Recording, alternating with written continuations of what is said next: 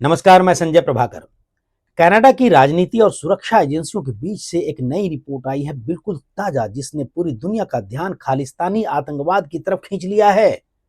बहुत गंभीर और खतरनाक खबर सुना रहा हूं मैं, सुन लीजिएगा और सतर्क हो जाइएगा, क्योंकि ये रिपोर्ट कनाडा की फाइनेंस मिनिस्ट्री ने जारी की और इसमें साफ साफ लिखा है कि कनाडा की जमीन पर खालिस्तानी एक्सट्रीमिस्ट आउटफिट्स को फाइनेंशियल सपोर्ट मिल रहा है खुलकर।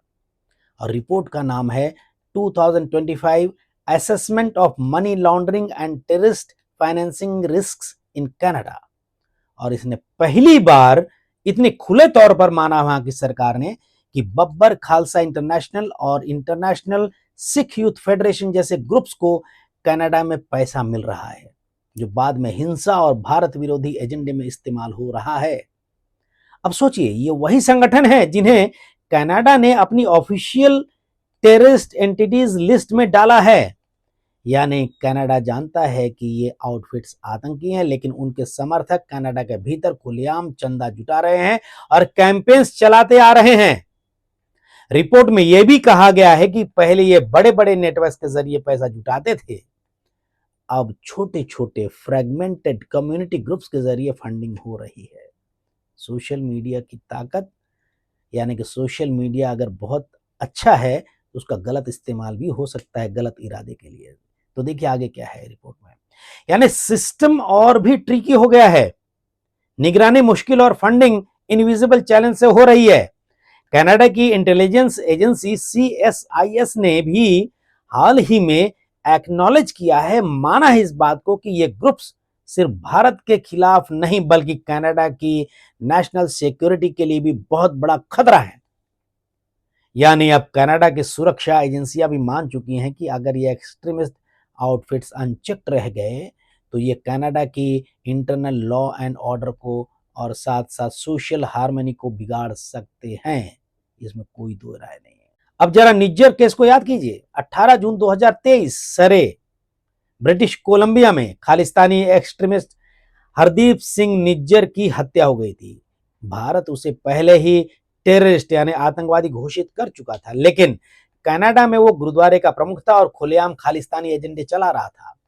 हत्या के बाद कैनेडियन पीएम, उस समय के प्रधानमंत्री कनाडा के जस्टिन ट्रूडो ने संसद में खड़े होकर यह आरोप लगाया था कि उनके पास क्रेडिबल एलिगेशंस हैं कि इसमें भारतीय एजेंट शामिल हो सकते हैं। ऐसा आरोप लगाया था। ट्रूडो के इस बयान ने दोनों देशों के रिश्तों में जहर घोल दिया था, भारत और कनाडा के रिश्तों में। भारत और कनाडा ने एक दूसरे के डिप्लोमेट्स को निकाला अपने यहां से। ट्रेड टॉक्स रुक गए और स्टूडेंट वीजा प्रोसेसिंग पर भी असर पड़ा बहुत ज्यादा। और देखिए, कनाडा की पुलिस ने 4 भारतीय नागरिकों को इस मामले में गिरफ्तार किया था और उन पर फर्स्ट डिग्री मर्डर और कॉन्स्पिरेसी के चार्ज लगाए। लेकिन 2025 की शुरुआत में उन सबको जमानत मिल गई और केस अब भी सब जुडिस है, यानी कि अदालत में पेंडिंग है, सुनवाई चल रही है। आज तक कनाडा कोई पब्लिक प्रूफ नहीं दिखा पाया कि भारत सरकार का सीधा हाथ हो सकता है इस मामले में। यानी देखिए, एक तरफ कनाडा जो है भारत पर उंगली उठाता है और दूसरी तरफ उसकी अपनी मिलिट्री और इंटेलिजेंस रिपोर्ट्स ये मान रही है कि उनके देश में बैठकर खालिस्तानी आउटफिट्स पैसा जुटा रहे हैं। ये डबल स्टैंडर्ड ही है, ये डबल स्टैंडर्ड ही असली टेंशन है।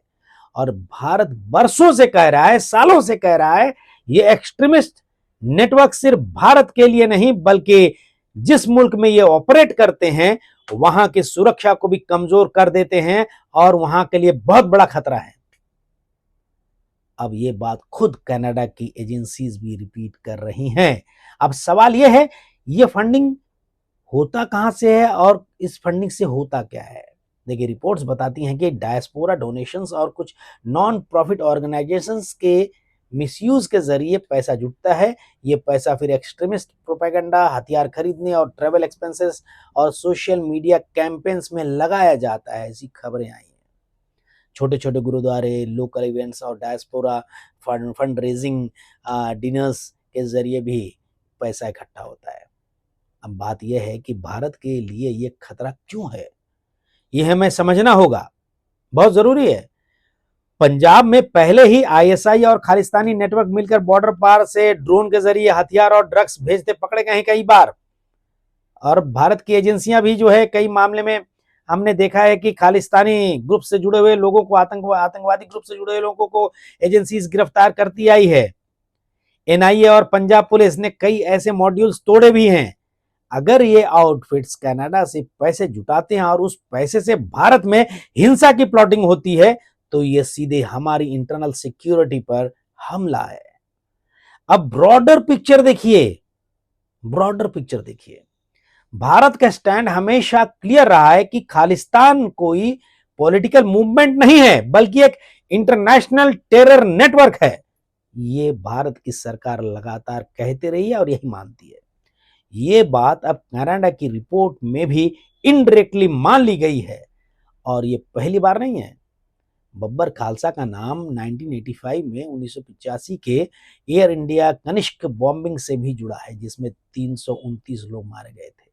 कनाडा को तब भी सीख मिली थी, लेकिन लगता है राजनीति और वोट बैंक के दबाव में, वोट बैंक उसके दबाव में ये नेटवर्क्स कभी पूरी तरह खत्म नहीं किए गए। तो बॉटम लाइन यही है कि भारत का नैरेटिव अब वैलिडेट हो रहा है। जो भारत लगातार कहता रहा है वो सब सामने आ रहा है, और कनाडा ने इस बात को माना है अपनी ताजा रिपोर्ट में। कनाडा की अपनी रिपोर्ट कह रही है कि प्रो खालिस्तान आउटफिट्स वायलेंट हैं और उनके पास पैसा है। निज्जर केस इस पूरे मुद्दे को और कॉम्प्लेक्स बना देता है, क्योंकि एक तरफ कनाडा जो है भारत पर आरोप लगाता है, दूसरी तरफ उसकी एजेंसीज खालिस्तानी खतरे को एक्नॉलेज भी कर रही है। देखिए, तो अब करना क्या चाहिए? सबसे पहले कनाडा को अपनी जमीन पर बैठे इन एक्सट्रीमिस्ट ग्रुप्स के फंडिंग चैनल्स को रोकना होगा।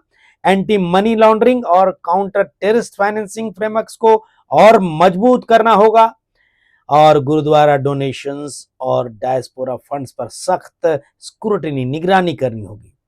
भारत को अपनी तरफ से डिप्लोमेटिक प्रेशर बनाए रखना होगा। हर इंटरनेशनल फोरम पर यह मुद्दा उठाना होगा कि खालिस्तान कोई डायस्पोरा डिमांड नहीं, बल्कि टेरर फाइनेंसिंग का ग्लोबल नेटवर्क है। साथ ही भारत को अपनी इंटरनल सिक्योरिटी एजेंसीज को अलर्ट रखना होगा, ताकि पंजाब और बाकी राज्यों में कोई हिंसा न भड़के। और सबसे अहम बात, भारत और कनाडा दोनों को इंटेल शेयरिंग बढ़ानी होगी। अगर रियल टाइम डेटा एक्सचेंज होगा तो फंडिंग नेटवर्क्स पकड़े जा सकते हैं। डायस्पोरा आउटरीच और कम्युनिटी डायलॉग भी जरूरी है, ताकि एक्सट्रीमिस्ट नैरेटिव कमजोर हो सके। तो एनालिसिस का निचोड़ यही निकलता है कि देखिए, कनाडा सरकार की तरफ से जारी की गई है जो रिपोर्ट 2025 अभी ताजा, इस रिपोर्ट ने एक बार फिर से साबित कर दिया है कि भारत जो सालों से कह रहा था वो सही था। खालिस्तानी आउटफिट्स भारत के लिए भी खतरा है और कनाडा के लिए बहुत बड़ा खतरा बनने जा रहे हैं। अब जिम्मेदारी दोनों देशों की है कि ये जो है मिलकर नेटवर्क को खत्म करें, वरना ये आग धीरे धीरे दोनों मुल्कों की सिक्योरिटी और स्टेबिलिटी को निगल सकती है। ऐसे में मेरे एनालिसिस पर और इस खबर पर आप क्या सोचते हैं?